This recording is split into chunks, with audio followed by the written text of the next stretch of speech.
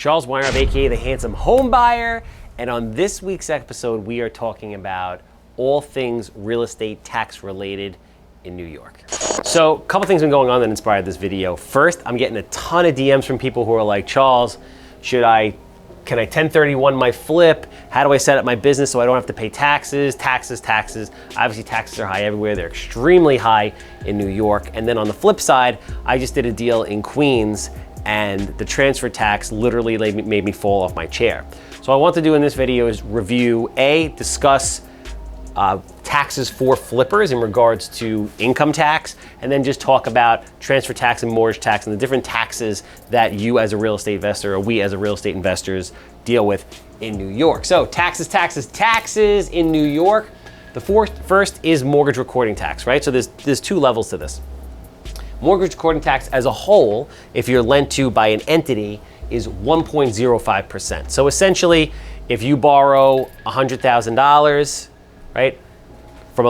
If you borrow $100,000 towards your project, right? Somebody funds that, you're gonna pay 1.05% in tax to New York State for the privilege of recording that mortgage for that particular amount. Now, if it's in a person's personal name, it's actually 0.25% less. So it saves you money there, but if somebody is lending to you in their personal name, they're capped at a certain amount of loans per year. And people that typically lend at a decent amount of volume, they do it out of an entity and they turn into some type of a business. So if you're dealing with a traditional lender, you're definitely paying 1.05%. If you're dealing with somebody that lends a decent amount and they have an entity and they have it set up that way, which is the right thing to do, you're gonna be paying 1.05%. Transfer tax, right? So those of you who don't know what transfer tax is, when you sell a property, a percentage of the sale price goes to New York State as the New York State transfer tax. Now, there's New York State transfer tax, which is $4 for every $1,000. So if you sell a house for $400,000, you're gonna pay New York State transfer tax in the amount of $1,600. Pretty straightforward, simple, makes sense. Now, if you start to get into properties that are in the boroughs, that's when it starts to get crazy, and that's ultimately what made me fall off my chair. All right, so to put this grid together, we have residential column, we have the commercial column, we have properties under 500K, we have properties over 500K. So you're paying this $4 per thousand to New York State regardless of where you are in New York. If you're in the boroughs, Queens, Brooklyn, Manhattan, the Bronx, etc., this is where the additional tax comes in. So if you are selling a house that sells for under $500,000, you're gonna pay an additional 1%. So that $400,000 sale, you paid $1,600 in New York State transfer tax here. Now you're gonna pay an additional $4,000 here for a total of $5,600. On the commercial side, it's 4.25%, all right? This is where I ultimately got smacked because I sold the property at $704,000, is you pay $4 per $1,000 here, and then you're gonna pay 1.42% to New York State on top of that. All right, if it's commercial, it gets even worse. It's 2.625%. So it's a big number.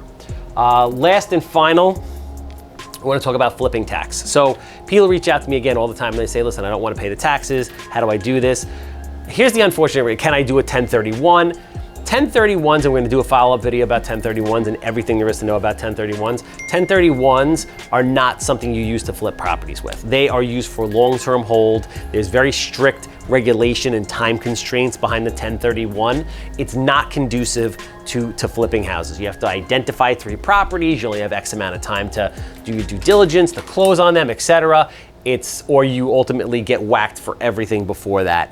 So it just doesn't make sense. When you start flipping properties, what happens is your properties become your inventory and you become a dealer of houses in the eyes of the IRS. So there's no difference between when I was in Mako painting cars, if you're selling cameras, selling widgets, offering any type of service, you are going to pay tax just like everybody else. There's no benefit to being in real estate at that point. You're obviously allowed any of the standard deductions for business operations that the IRS legally allows, but at the end of the day, you are not going to be paying short-term or long-term cap gains on these things. You are going to pay full boat as if it's ordinary income.